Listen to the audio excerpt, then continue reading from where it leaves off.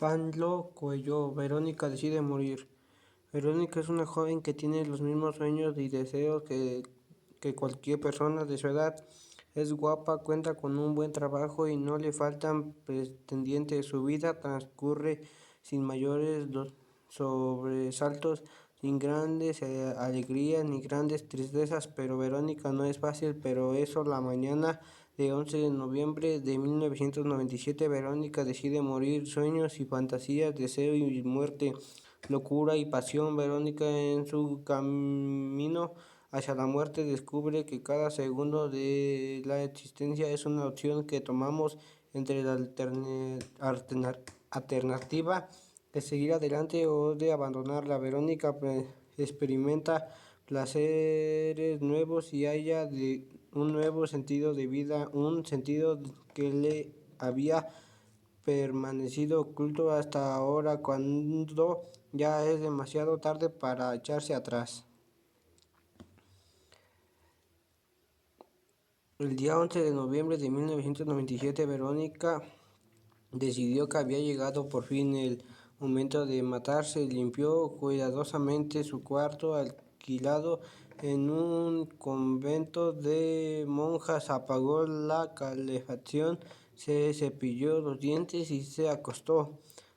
De la mesita de noche sacó las 4 cajas de pastillas para dormir. En vez de juntarlas y diluirlas en agua, resolvió tomarlas por una, ya que existe gran distancia entre la intención y el acto, y ella quería estar libre, pero arrepentirse a mitad de camino. Sin embargo, a cada comprimido que tragaba, se sentía más convencida. Al cabo de 5 minutos las cajas estaban vacías. Como no sabía exactamente cuánto tiempo iba a tardar en perder la conciencia, había dejado encima de la cama una revista francesa, Homer, edición de aquel mes, recién llegada a la biblioteca, donde trataba, aun cuando no tuviese ningún interés especial por la informática. Al hojear la revista había descubierto un artículo sobre un juego de ordenador CD-ROM, le llamaban, creado por Paulo Coelho, un escritor brasileño al que había tenido la oportunidad de conocer en una conferencia en el café del Hotel Gran Unión. Ambos habían intercambiado algunas palabras y ella había terminado siendo convencida por su editor a una cena que se celebraba esa noche, pero el grupo era grande y no hubo posibilidad de profundizar en algún tema. El hecho de haber conocido al autor, sin embargo, la llevaba a pensar que él formaba parte del mundo, y leer algo sobre su trabajo podría ayudarla a pasar el tiempo. Mientras esperaba la muerte,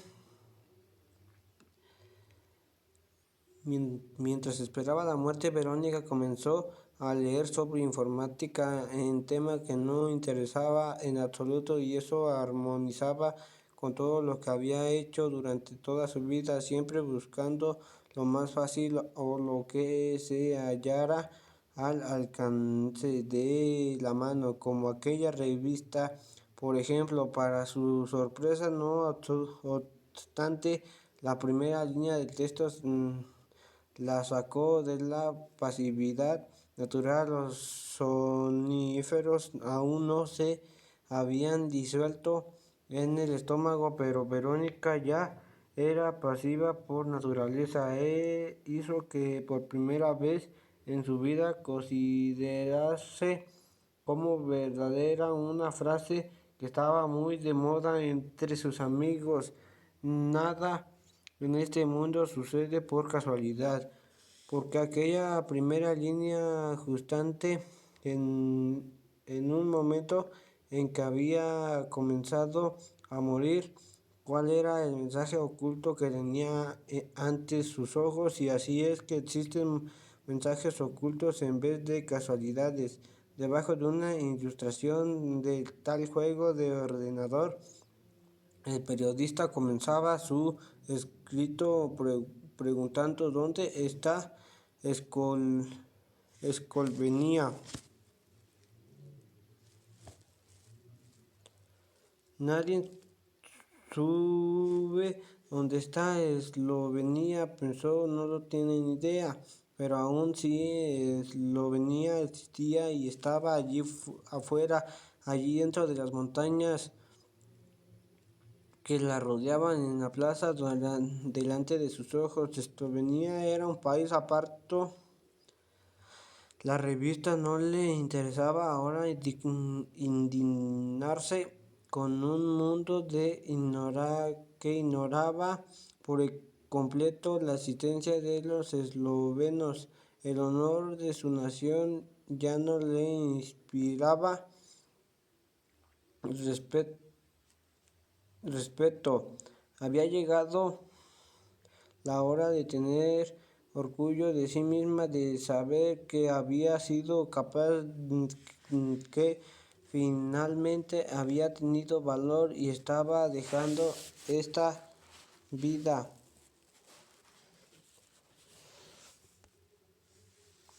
¡Qué alegría! Y estaba haciendo eso tal como siempre lo había soñado, mediante comprimidos que no dejaban marcas. Verónica había estado buscándolos durante casi 6 meses, pensando que nunca lograría conseguirlos. Había llegado a pensar en la probabilidad de cortarse las venas, a pasar que sabe mentira, llenando el cuarto de sangre, dejando a las monjas confusas y preocupadas. Un suicidio exige que las personas piensen primero en sí mismas y después en los demás. Estaba dispuesta a hacer todo lo posible para que su muerte no causara mucho trastorno, pero si cortarse las venas era la única posibilidad, entonces lo siento, las hermanas que limpiarían el cuarto y se olvidaran pronto del asunto, o si se tendrían dificultades para alquilarlo de nuevo. Al fin y al cabo, incluso a fines del siglo XX, las personas aún creían en fantasmas. Es verdad que aquella también podía tirarse desde uno de los pocos edificios altos de Ljubljana, pero y el sufrimiento enorme que tal actitud terminaría causando en sus padres, además del impacto de descubrir que la hija había muerto, estarían obligados a identificar el cuerpo desfigurado. No esta era una solución, pero que la de la sangrar hasta morir, pero dejaría marcar indelebles en personas que solo querían su bien. Hasta morir terminaran admitiendo la muerte de la hija, pero un cráneo reventado debe de ser imposible de olvidar. Dispararse un tiro, lanzarse al vacío, ahogarse, nada de eso estaba en consonancia con su naturaleza femenina. Las mujeres, cuando se suicidan, eligen medios mucho menos truculentos, como cortarse las venas o ingerir una sobredosis de somníferos.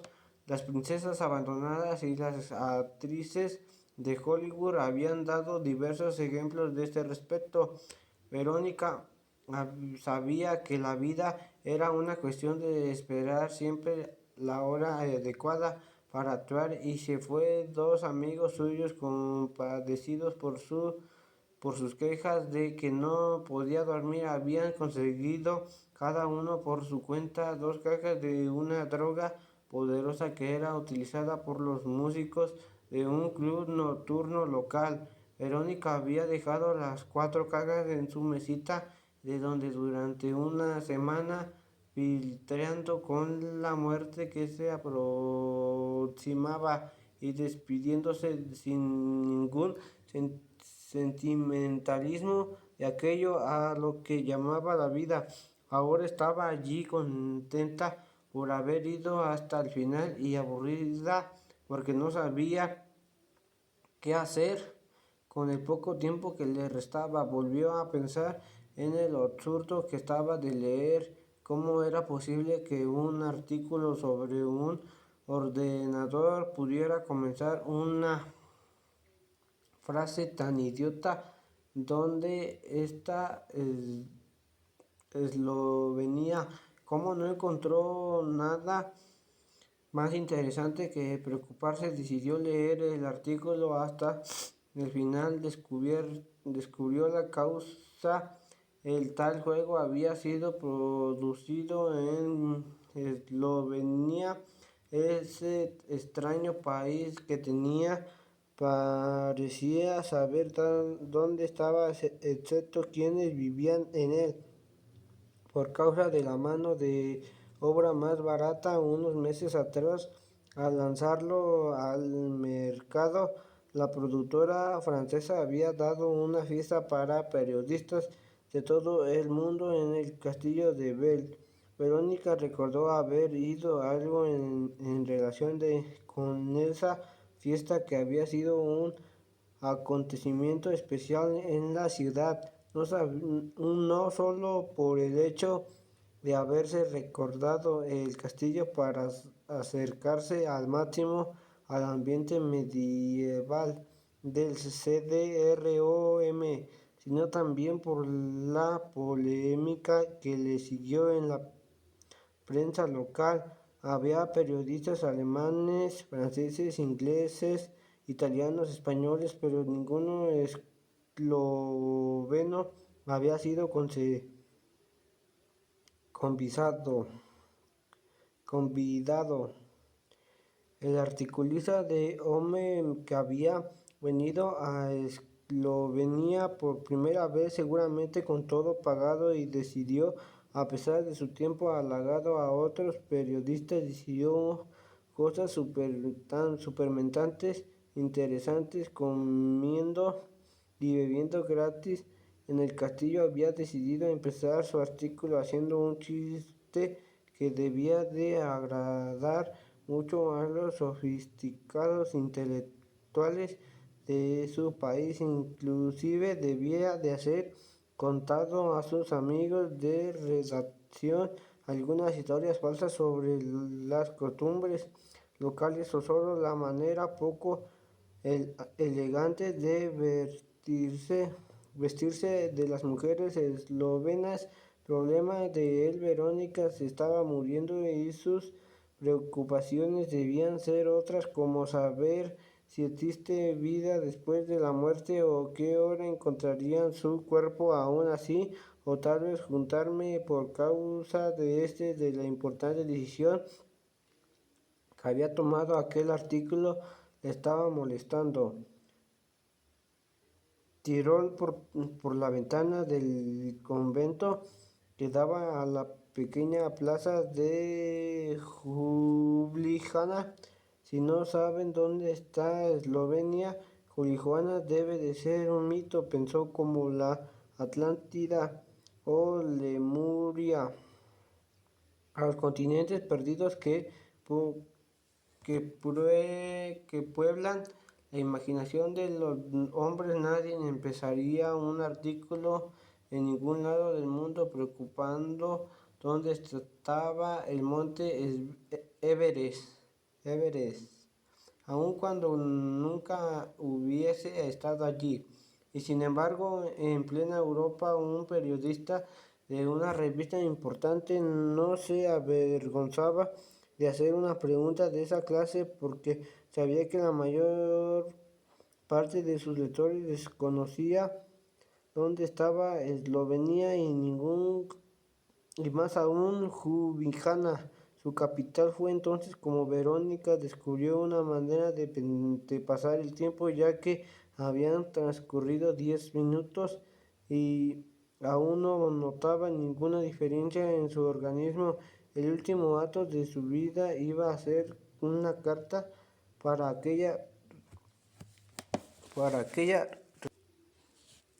explicando que Eslovenia era una de las 5 repúblicas resultantes de la división de la antigua Yugoslavia. Dejaría la carta con su nota de suicidio. De paso, no daría ninguna explicación sobre los verdaderos motivos de su muerte. Cuando encontraran su cuerpo, concluirían que se había suicidado porque en una revista no sabía dónde estaba su país. Se rió ante la idea de ver una polémica en los diarios con gente de acuerdo o en desacuerdo con su suicidio en honor a las causas nacionales, y se quedó impresionada al reflexionar sobre la rapidez con que había cambiado de idea, ya que momentos antes pensaba exactamente lo opuesto, que el mundo y los problemas geográficos ya no le importaba nada. Escribió la carta en momento en buen humor, hizo que tuviera otros pensamientos respecto a la necesidad de morir, pero ya se había tomado las pastillas y era demasiado tarde para arrepentirse. De cualquier manera, ya había tenido momentos de buen humor como ese y no estaba suicidando porque fuera de una mujer triste, amargada, que revive victoria de una constante depresión. Había pasado muchas tardes de su vida recorriendo despreocupada las calles de Ljubljana o mirando desde la ventana de su cuarto en el convento la nieve que caía de la pequeña plaza donde se hallaba emplazada la estructura del poeta. Cierta vez que había quedado casi un mes flotando de las nubes porque un hombre desconocido en el centro de aquella misma plaza le había dado una flor. Se consideraba una persona perfectamente normal. Su decisión de morir se había dos razones muy simples, y estaba segura de que si dejaba una nota explicándolas, mucha gente la comprendería. La primera razón, toda en mi vida era igual, y a una vez pasaba la juventud vendría la decadencia de vejez, le dejaría marcar irreversibles llegarían las enfermedades y dejarían los amigos. En fin, continuar viviendo no añadía nada, al contrario, las posibilidades de sufrimiento se incrementaban notablemente. La segunda razón era más filosófica. Verónica leía la prensa, miraba la televisión, estaba informada de lo que pasaba en el mundo. Todo estaba mal y a ella le era imposible remediar aquella situación, de lo que daba una sensación de inutilidad total. Dentro de poco, sin embargo, tendría la última experiencia de su vida, y esta prometía ser muy diferente. La muerte escribió la carta para la revista, dejó el asunto a un lado y se concentró en cosas más importantes y más propias de lo que estaba viviendo, muriendo en aquel minuto. Procuró imaginar cómo sería morir, pero no consiguió llegar a ningún resultado. De cualquier manera, no tenía que preocuparse por ello, pues lo sabría en pocos minutos. ¿Cuántos minutos? No tenía idea, pero lo encantaba pensar que iba a conocer la respuesta a lo que todos se preguntaban: ¿Dios existe? Al contrario de mucha gente, esta no había sido la gran discusión interior de su vida en el antiguo régimen con su comunista. La educación oficial afirmaba que la vida acababa, acababa con la muerte y ella terminó acostumbrándose a la idea. Por otro lado, la generación de sus padres y de sus abuelos aún asistía a la iglesia, solía orar y hacer peregrinaciones y estaba absolutamente convencida de ello. Dios prestaba atención a todo lo que le confiaban. A los 24 años, después de haber vivido todo lo que le había sido prometido vivir, y hay que reconocer que no fue poco, Verónica tenía casi la certeza absoluta de que todo acababa con la muerte. Por eso había escogido el suicidio, la libertad por fin y el olvido para siempre. En el fondo de su corazón quedaba la duda, y si Dios existe. Miles de años de civilización hacían del suicidio un tabú, una ofrenda a todos los códigos peligrosos. El hombre lucha para sobrevivir y no para entregarse. La raza humana debe procrear. La sociedad precisa de la mano de obra.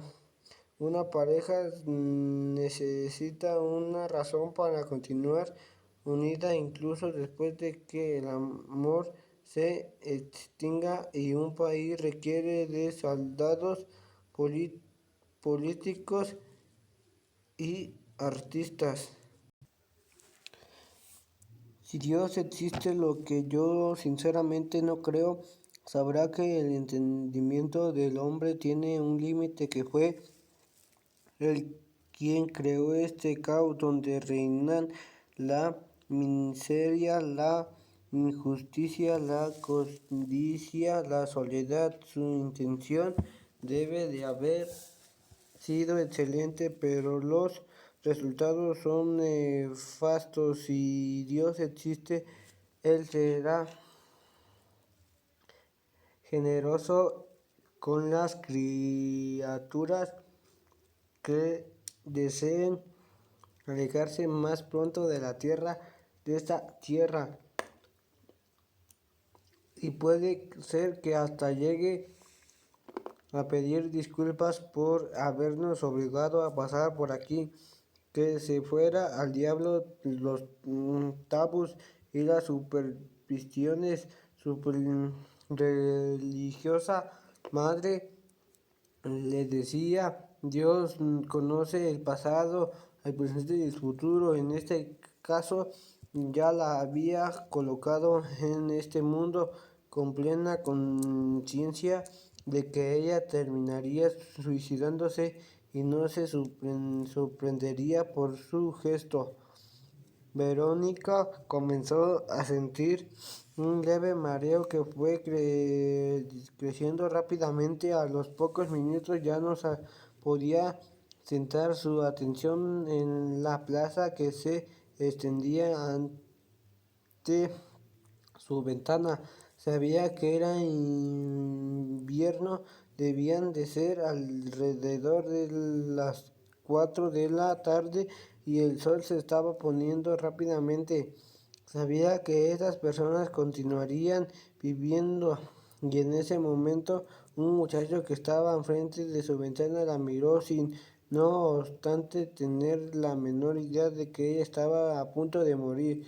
Un grupo de músicos bolivianos. ¿Dónde está Bolivia? ¿Por qué los artículos de las revistas no preguntan eso? Tocaba delante de la estatua de France Preseren, el gran poeta, esloveno, que marcaba profundamente el alma de su pueblo. llegaría a poder escuchar hasta el fin de la música. La, pues, sí, la, la provenía de la plaza sería un bello recuerdo de esta vida. El atardecer, la melodía que estaba de los sueños, que contaba los sueños del otro lado del mundo. El cuatro templado y acogedor, el muchacho guapo y lleno de vida que había pasado había decidido detenerse y ahora se dirigía hacia ella. Como se daba cuenta de que las pastillas no estaban haciendo efecto, él sería con toda seguridad la última persona que vería el sonido. Ella retribuyó la sonrisa, no tenía nada que perder. Él la saludó con la mano. Ella decidió fingir que estaba mirando otra cosa. Al fin, y la acabó del muchacho. El muchacho estaba muy queriendo ir demasiado lejos, desconcertado por el minuto continuo de su camino, olvidando para siempre aquel rostro de la ventana.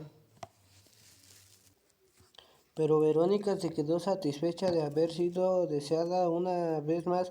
No era por ausencia de amor por lo que estaba suicidando, no era por falta de cariño de su familia, ni problemas financieros o una enfermedad incurable. Verónica había decidido morir aquella bonita tarde de Jovina, con músicos bolivianos tocando en la plaza, con un joven pasando frente a su ventana, y estaba contenta con lo que sus ojos veían y sus oídos escuchaban, pero aún estaba más contenta de no tener que contemplar aquellas mismas cosas durante 30, 40 o 50 años más.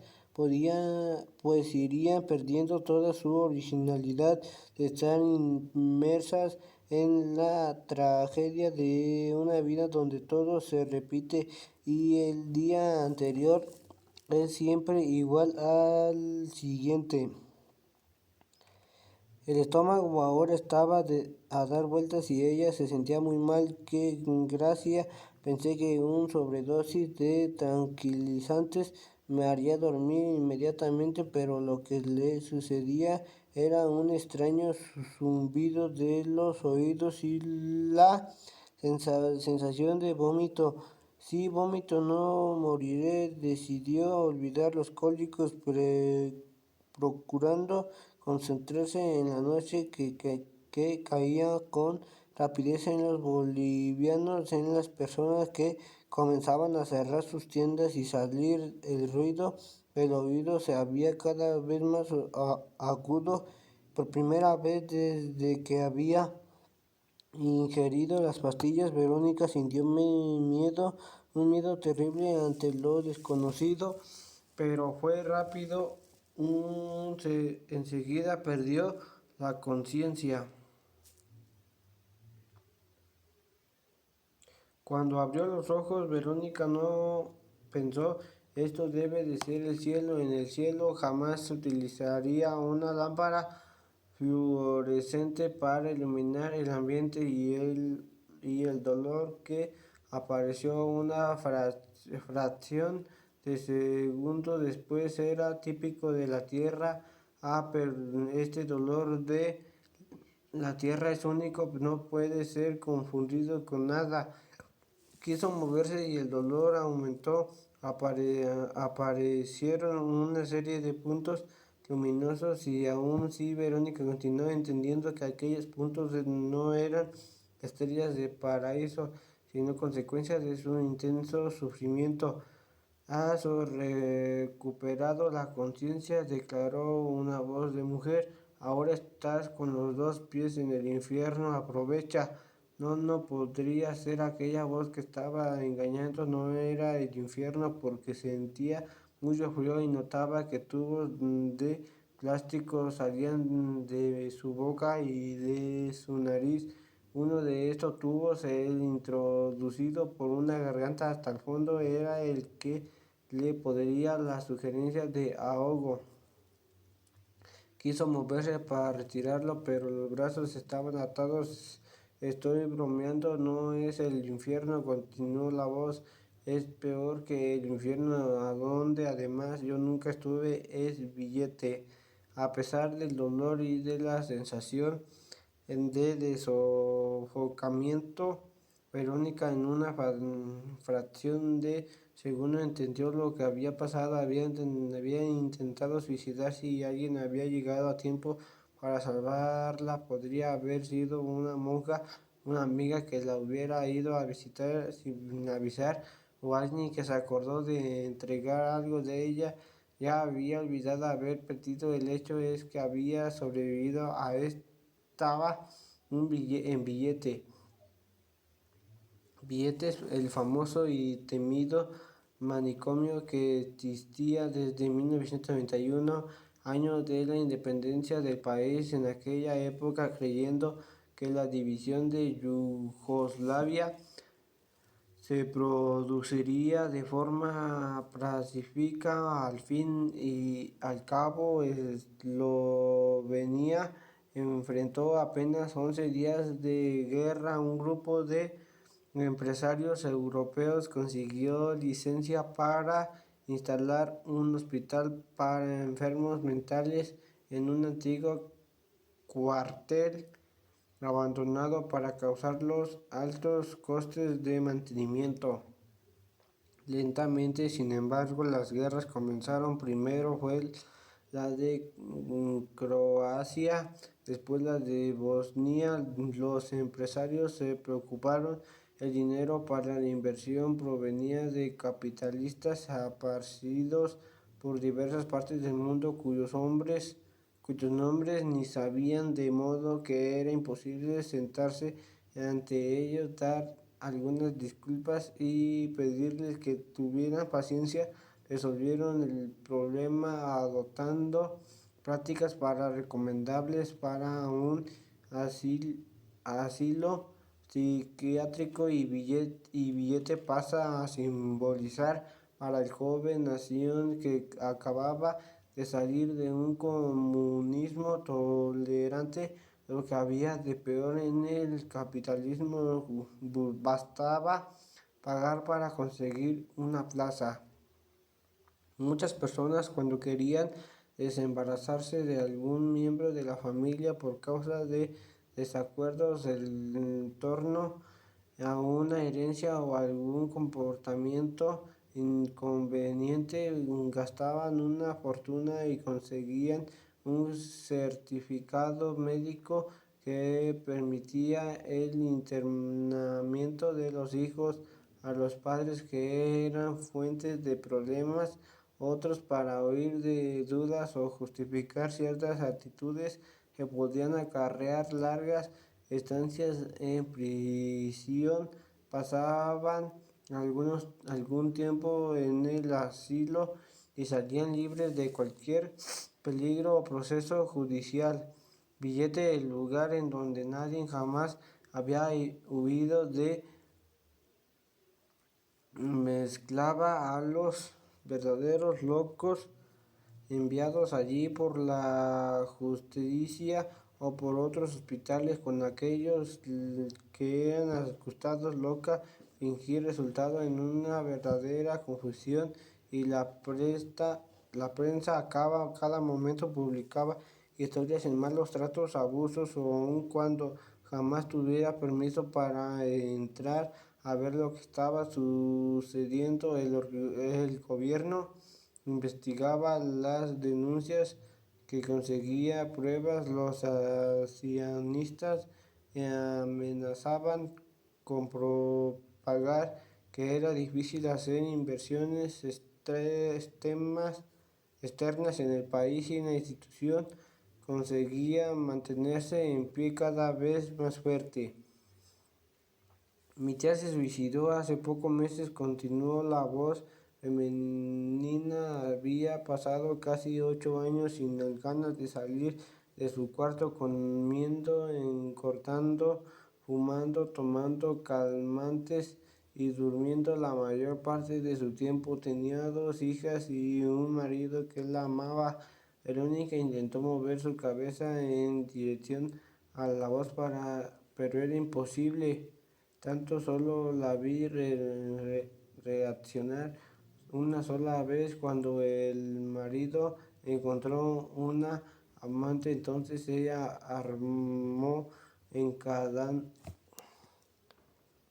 escándalos, perdió peso, rompió vasos durante semanas enteras, no dejó dormir a los vecinos con sus gritos. Por más extraño que parezca, creo que no fue su época más feliz. Estaba luchando por algo, se sentía viva y capaz de reaccionar el desafío que se le presentaba. ¿Y que tengo yo que ver con todo eso?, pensaba Verónica, incapaz de decir algo. Yo no soy su tía ni tengo marido. El marido terminó dejando a la amante, prosiguió la mujer. Mi tía poco a poco volvió a su pasividad habitual. Un día me telefonó diciendo que estaba dispuesta a cambiar de vida. Había dejado de fumar la misma semana después de aumentar la cantidad de tranquilizantes a causa de la abstinencia de tabaco. Avisó a todos los que estaban dispuestos de suicidarse. Nadie le creyó. Una mañana me dejó un recado en el contestador automático despidiéndose y se mató con gas. Yo escuché ese mensaje varias veces. Nunca había oído una voz más tranquila, más conforme por su propio destino. Decía que no era feliz ni infeliz y que por eso no aguantaba más. Verónica sintió compasión por aquella mujer que contaba la historia y que parecía intentar comprender la muerte de la tía. ¿Cómo juzgar en un mundo donde se intenta sobrevivir a cualquier precio a aquellas personas que deciden morir? Nadie puede juzgar, solo uno sabe la dimensión de su propio sufrimiento o de la ausencia total de sentido de su vida. Verónica quiere explicar eso, pero el tubo de su boca la hizo atragantarse y a la mujer vino en su auxilio. La vio reclinada sobre el cuerpo inmovilizado, estubado, protegido en contra de su voluntad y de su libre arbitrio de destruirlo. Movió la cabeza de un lado a otro, implorando con sus ojos para que la sacaran aquel tubo, que la dejasen morir en paz. ¿Estás nerviosa?, dijo la mujer. No sé si estás arrepentida o si aún quieres morir, pero me interesa. Lo que me preocupa es cumplir con mi función. Si el paciente se muestra agitado, el reglamento exige que se le proporcione un sedante. Verónica cesó de desbatirse, pero la enfermera ya se estaba aplicando una inyección en el brazo. Al poco tiempo había regresado a un mundo extraño, sin embargo, sin ver, ojos verdes, cabello castaño y un aire totalmente distante. el aire de quien hace las cosas porque tiene que hacerlas sin preguntar jamás por qué el reglamento manda esto o aquello.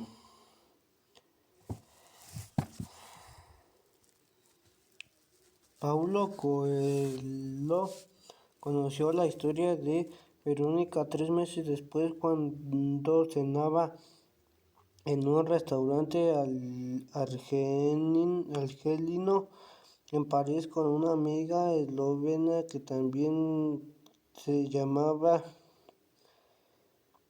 Verónica y era hija del médico responsable del billete. Más tarde, cuando sucedió escribir un libro sobre el asunto, pensó que en cambiar el nombre de Verónica, su amiga, para no confundir al lector, pensó que en llamarla Blasca o Agüina o Marisea o cualquier otro nombre esloveno, pero acabó diciendo que mantendría los nombres reales. Cuando se refiriese a Verónica, su amiga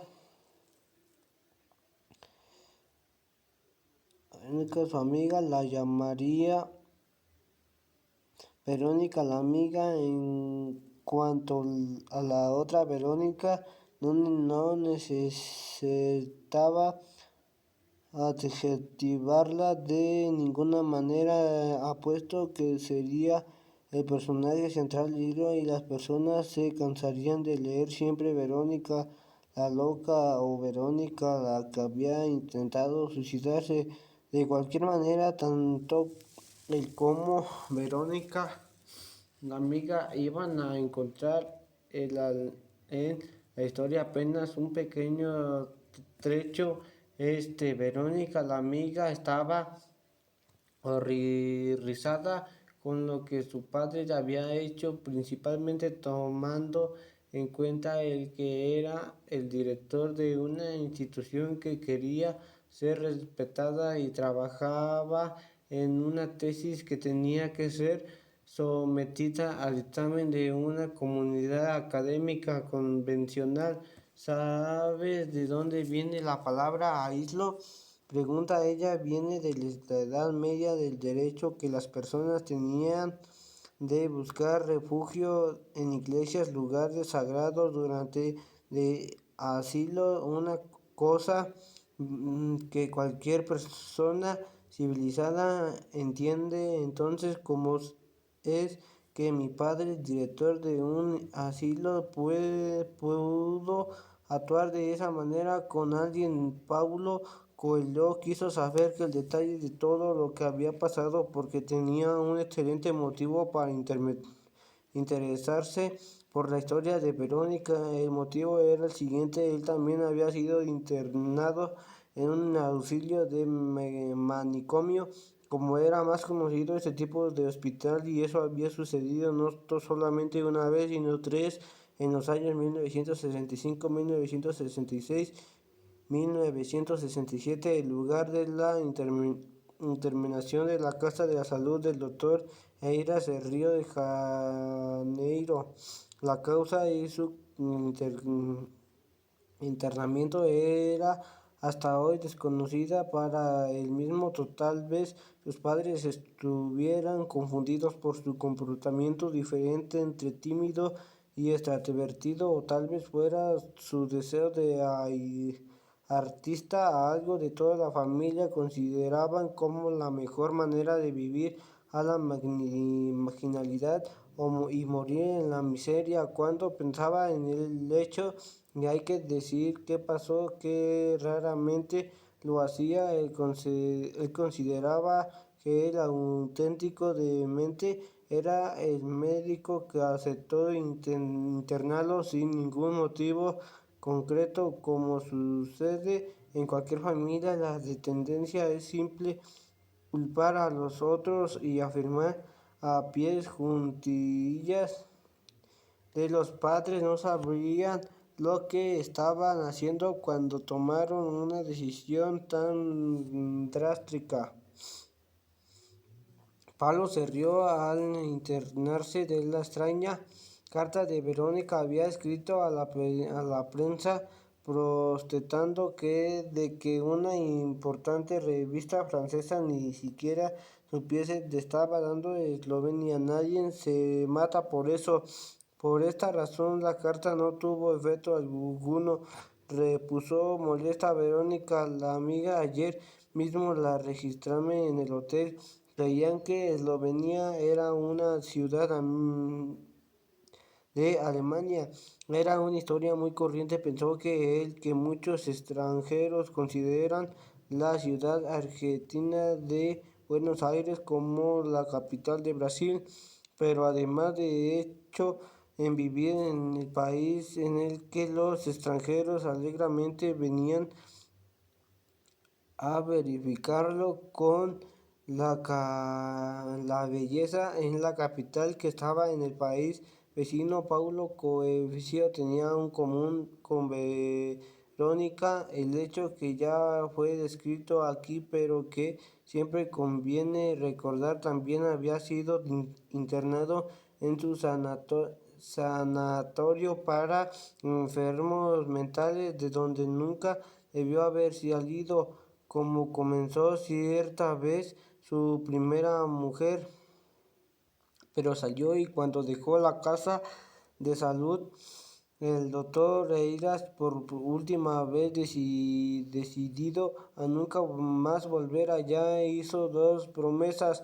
Juró que escribiría sobre el asunto, juró esperar que a sus padres muriesen antes de hacerlo público, porque no quería herirlos, por ya que todos habían pasado muchos años de sus vidas culpándose por lo que habían hecho. Su madre murió en 1993, pero su padre en que él en 1997 había cumplido 84 años, a pesar de tener enfisema pulmonar, sin nunca haber fumado, a pesar de alimentarse con comida congelada, porque no conseguía tener una asistencia que controlara sus manías. Continuaba vivo en pleno gozo de sus facultades mentales y de salud. De modo a oír la historia de Verónica, él descubrió de manera de hablar sobre el tema sin faltar a su promesa, aunque nunca hubiese pasado en el suicidio. Conocía íntimamente el universo de un asilo, los tratamientos, las relaciones entre médicos y aparentes en consuelo a la cuestión de estar en un lugar como aquel. Entonces dejamos a Paulo Coelho y Verónica, la amiga, de salir diferentemente de este libro y continuemos el relato. Verónica no sabe cuánto tiempo estuvo durmiendo. Recordaba haberse despertado en algún momento, aún con los aparatos de supervivencia en su boca y su nariz, al oír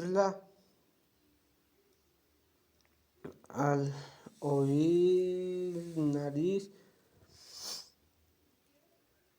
¿Quién es que te más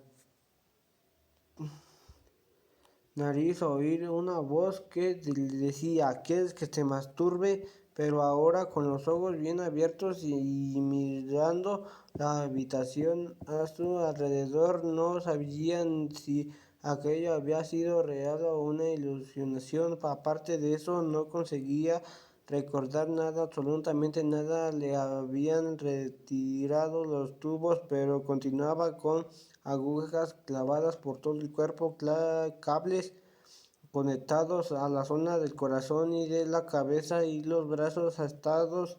Estaba desnuda, cubierta apenas por una sábana, y sentía frío, pero decidió no quejarse. El pequeño ambiente rodeado de cortinas verdes estaba ocupado por las máquinas de la unidad de tratamiento intensivo, la cama donde estaba acostada y una silla blanca como una enfermera sentada entretenida con la lectura de un libro.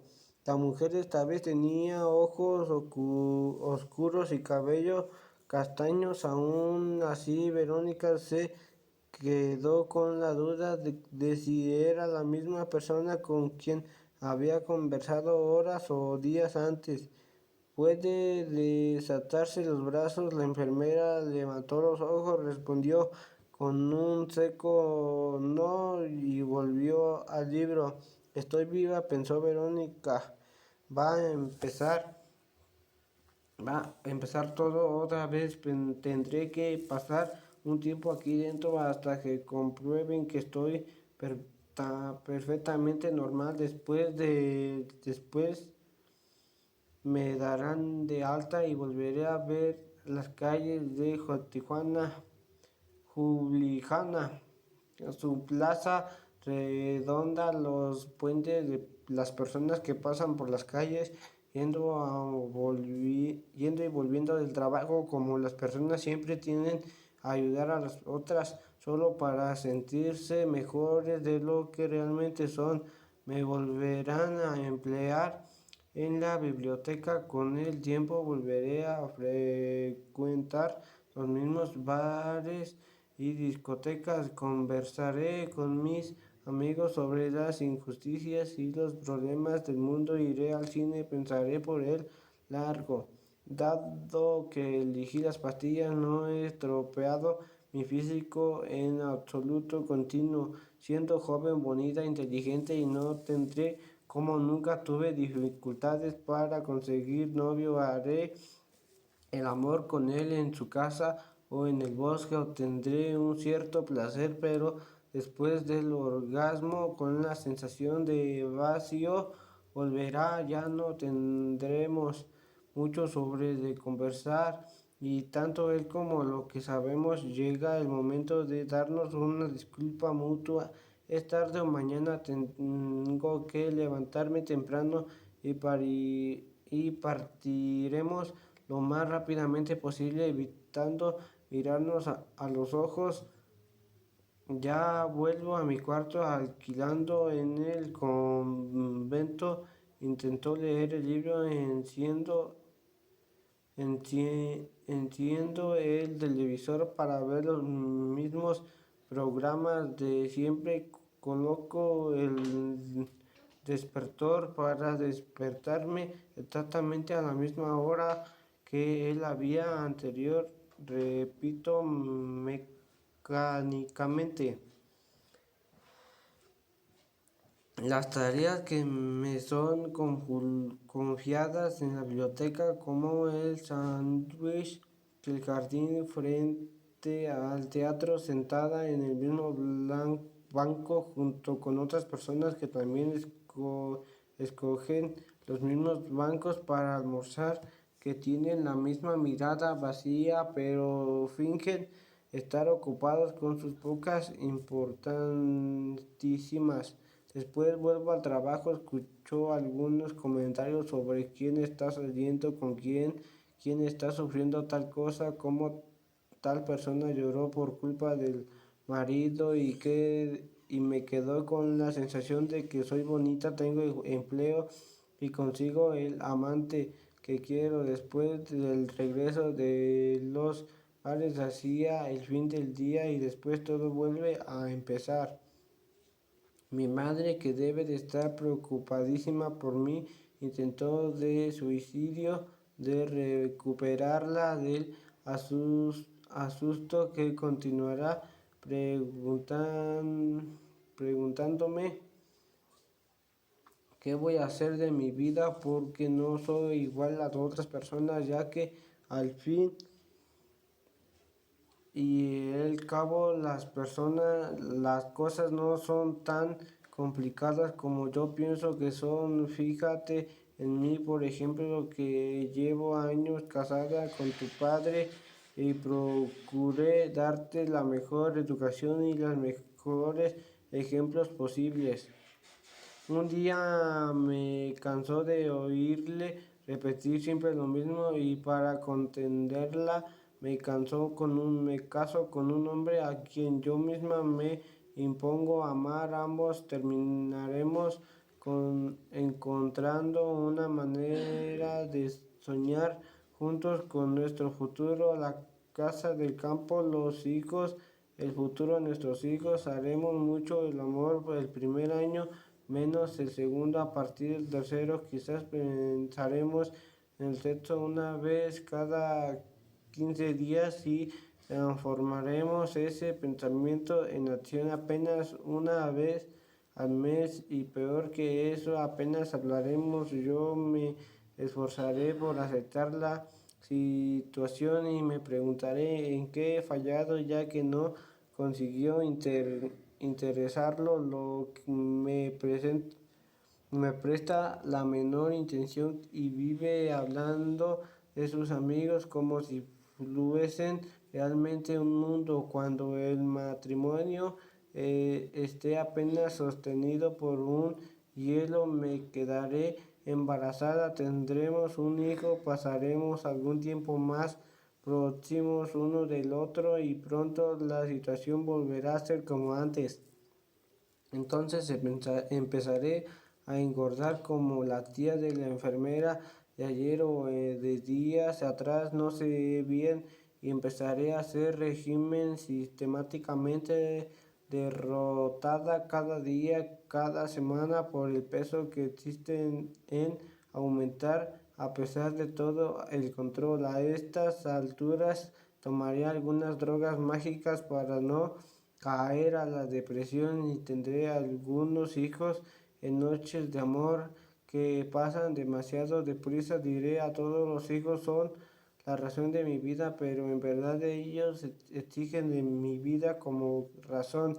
La gente nos considera siempre una pareja feliz y nadie sabrá lo que existe de soledad, de amargura, de renuncia detrás de toda esa apariencia de felicidad, hasta que un día, cuando mi marido tenga su primer amante, yo tal vez protagonice un escándalo como la tía de la enfermera, o piense nuevamente el suicidarme, pero entonces ya seré vieja y cobarde con 2 o 3 hijos que necesitan mi ayuda, y debo educarlos, colocarlos en el mundo antes de ser capaz de abandonar todo. Yo me suicidaré, haré un escándalo, amaneceré con irme con los hijos. Como todos los hombres, retrocederá y dirá que me ama y que aquello no volverá a repetirse.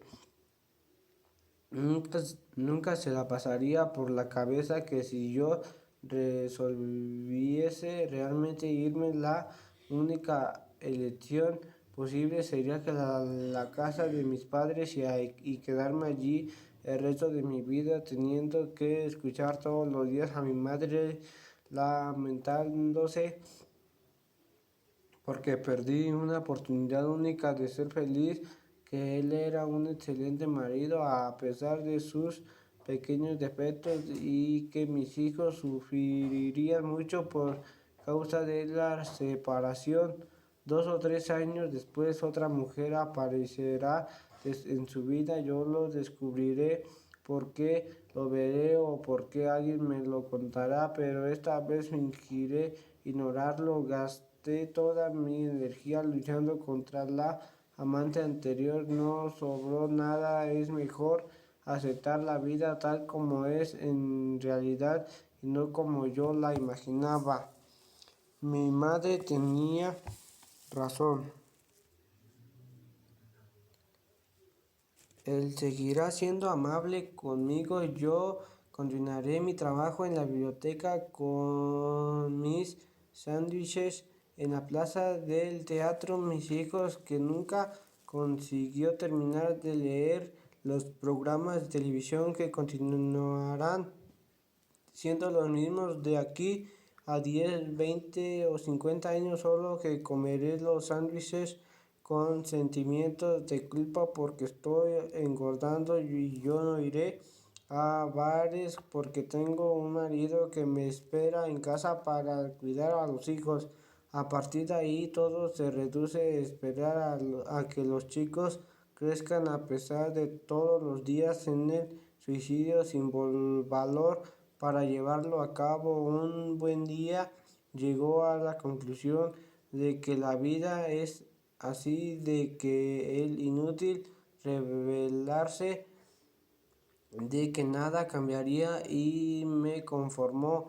Verónica, incluyendo su monólogo interior, y se hizo a sí misma una promesa: no saldría del billete con vida. Era mejor acabar con todo ahora mientras aún tuviera valor y salud para morir. Se durmió y despertó varias veces, notando que el número de aparatos a su alrededor disminuía, el color de su cuerpo aumentaba y las enfermedades cambiaban de rostro, pero siempre había alguien al lado de ella. Las cortinas verdes se dejaban pasar el sonido, alguien llorando, gemidos de dolor o voces que susurraban cosas en tono calmo y profesional. De vez en cuando se oían el zumbido distante de un aparato y ella escuchaba pasos apresurados en el corredor. En esos momentos las voces perdían su tono profesional y tranquilo y pasaban a ser tensas, dando órdenes rápidas. En un solo de sus momentos de lucidez, una enfermera le preguntó: ¿no quiere saber su estado? Ya sé cuál es, respondió Verónica, y no es el que está viendo en mi cuerpo, es el que está sucediendo en mi alma. La enfermera aún intentó convencer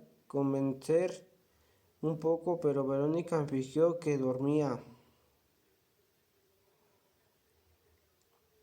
Por primera vez, cuando abrió los ojos, se dio cuenta de que había cambiado de lugar. Estaba en lo que aparecía ser una gran enfermería. La aguja de un frasco de suero aún continuaba clavada en su brazo, pero todos los otros cables y agujas habían sido retirados. Un médico alto, cuya tradicional ropa blanca contrastaba con los cabellos y un bigote artificialmente teñidos de negro, se encontraba de pie frente a su cama. A su lado, un joven particularmente sostenía una carpeta y tomaba notas. ¿Cuánto tiempo llegó aquí?, preguntó Verónica, notando que hablaba con cierta dificultad, sin conseguir pronunciar bien las palabras. 2 semanas en esta habitación, después de 5 días en la unidad de emergencias, replicó el mayor de los hombres, y de gracias a Dios por estar aquí. El más joven pareció sorprendido, como así esta última frase no estuviera en consonancia con la realidad. Verónica de inmediato notó su reacción y su instinto de alerta. Había estado más tiempo aún, corría algún riesgo. Empezó a prestar atención a cada gesto, a cada movimiento de ambos.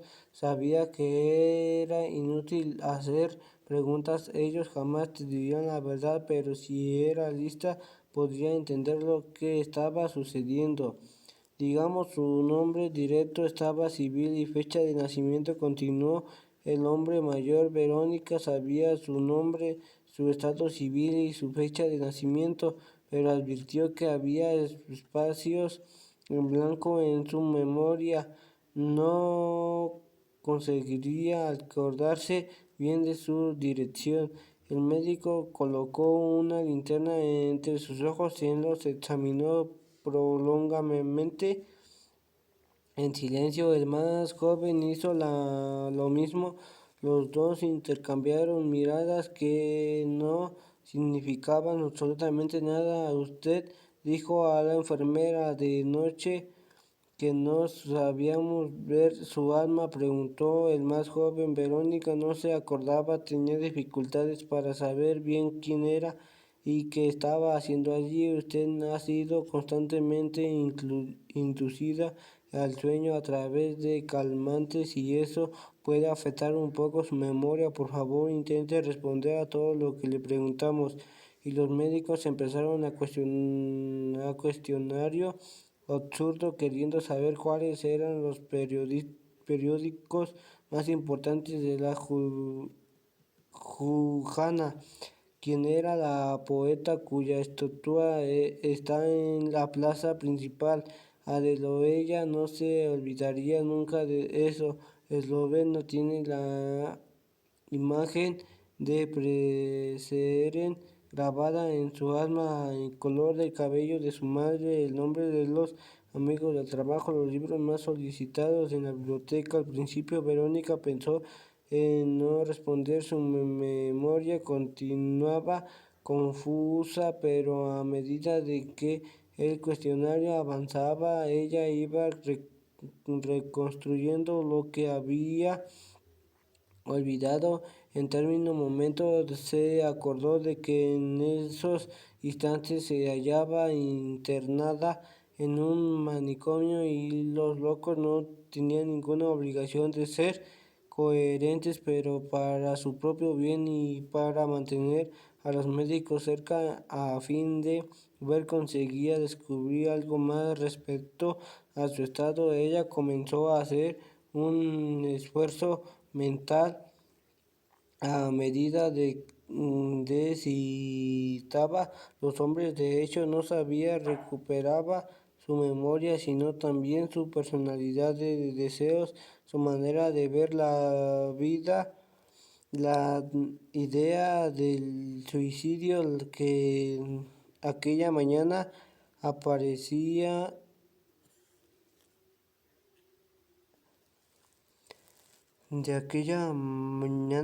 aparecía entre aterrada bajo varias oleadas de sedantes.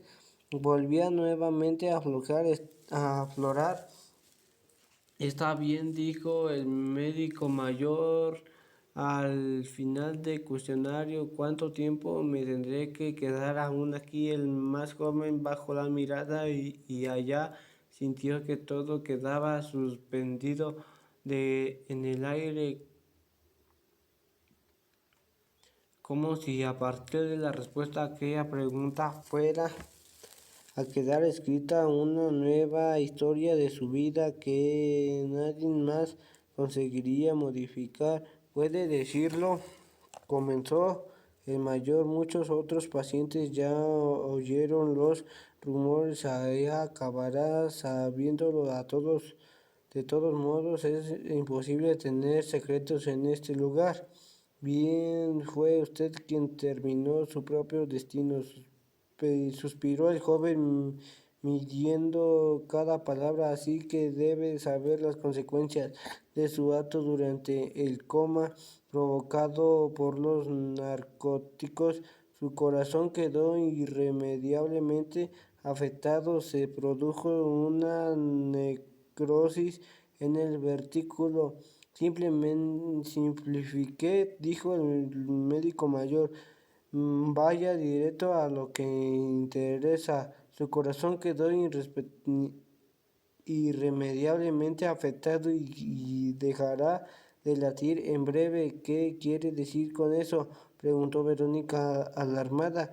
El hecho de que el corazón deje de latir significa tan solo una cosa: muerte física. No sé cuáles son las consecuencias peligrosas, pero ¿y dentro de cuánto tiempo se parará?, le interrumpió Verónica.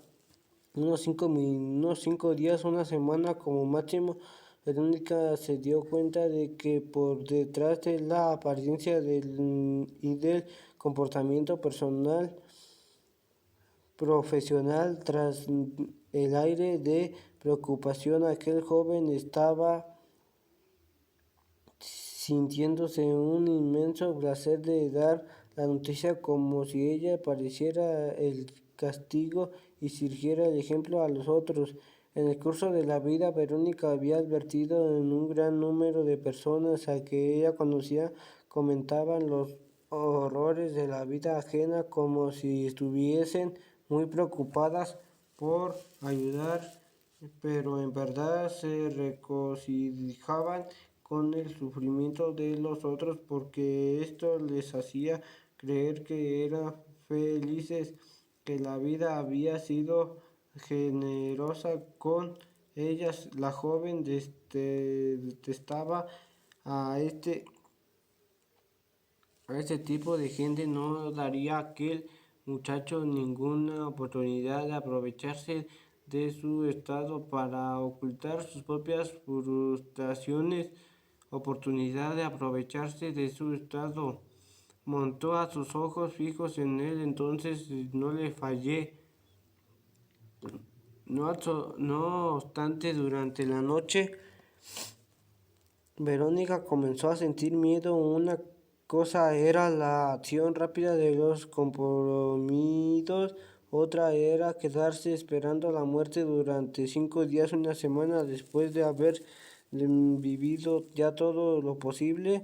La joven había pasado su vida esperando siempre algo, el que padre volviera del trabajo, la carta del enamorado que no llegará, los exámenes en fin de año, el tren, el autobús, la llamada telefónica, el día de la fiesta, en el fin de las vacaciones. Ahora tenía que esperar la muerte que venía con la fecha marcada. Esto solo me podía pasar a mí. Normalmente las personas se mueren exactamente el día en que creen que van a morir. Tenía que salir de allí y conseguir nuevas pastillas. Y no lo lograba, la única solución era lanzarse desde lo alto del edificio de Jauhana. Lo haría, había intentado evitar a sus padres otro sufrimiento, pero ahora no había más remedio. Miró a su alrededor, todas las camas estaban ocupadas, las personas dormían, algunas roncaban ruidosamente, las ventanas tenían rejas. Al final del dormitorio había una pequeña luz encendida que llegaba el ambiente de sombras extrañas y permitía que el lugar estuviera constantemente vigilado. Cerca de la luz una mujer leía un libro. Estas enfermeras deben de ser muy ocultas, viven leyendo. La cama de Verónica era la más alejada de la puerta. Entre ella y la enfermera había casi 20 camas. Se levantó con dificultad porque si era verdad lo que había dicho el médico, estaba casi 3 semanas sin caminar. La enfermera levantó los ojos y vio a la joven que se aproximaba cargando un frasco de suero.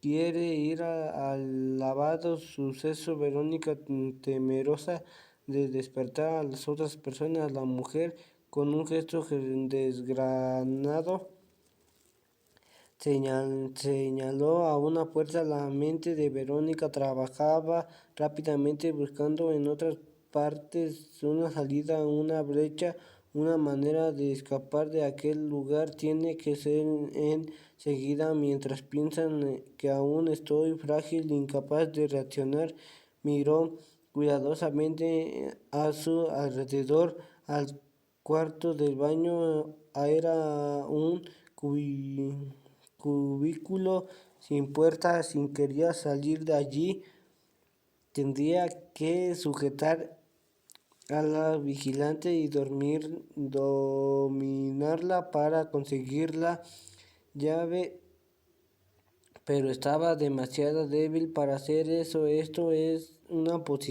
prisión?, preguntó a la vigilante, que había abandonado la lectura y ahora seguía todos sus movimientos. ¿No es un manicomio? Ya no estoy loca. La mujer rió. Es exactamente lo que todos dicen aquí. Está bien, entonces soy una loca. ¿Que es un loco? La mujer dijo a Verónica que no debía quedarse mucho tiempo de pie y la envió de vuelta a su cama, que es un loco, insistió Verónica. Pregúnteselo al médico mañana y váyase a dormir o tendré que aplicarle un calmante. Verónica obedeció.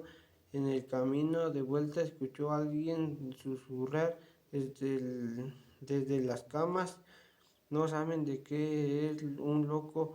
Por un instante pensó en no responder, no quería ser amigos, establecer círculos sociales, conseguir aliados, pero para una gran sublevación en masa tenía solo una idea fija: la muerte. En el caso de que le resultara imposible huir, él la arreglaría para suicidarse allí mismo lo antes posible. Pero la mujer repitió la misma pregunta que ella había hecho a la vigilante. ¿No sabe lo que es un loco? ¿Quién es?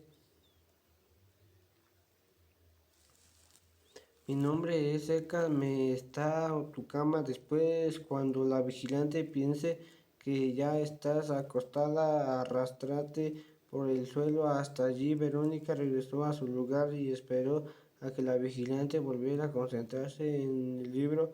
Que era un loco, no tenía la menor idea, pero que esa palabra se utilizaba de una manera completamente anárquica. Decían, por ejemplo, que ciertos deportistas estaban locos por desear superar récords, o que los artistas eran locos porque vivían de una manera instante, inesperada, diferente de todos los normales.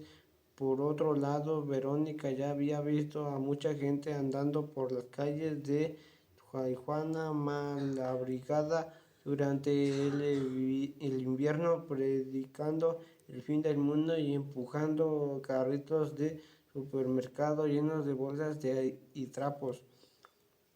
No tenía sueño, según el médico, había dormido casi una semana, demasiado tiempo para quien estaba habituado a una vida sin grandes emociones, pero con horarios rígidos de descanso. Que era un loco, quizás fuera mejor preguntárselo a uno de ellos. Verónica se agachó, retiró la aguja clavada en su brazo y se fue hasta donde estaba seca, intentando no hacer caso a su estómago, que empezaba a dar vueltas. No sabía si el mareo era el resultado de su corazón debilitado o del esfuerzo que estaba haciendo. No sé lo que es un loco, susurró Verónica, pero yo no lo soy.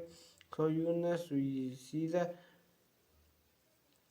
frustrada. Loco es quien vive en un mundo propio, como los esquizofrénicos, los psicópatas, los maníacos, o sea, personas que son diferentes a los demás, como tú.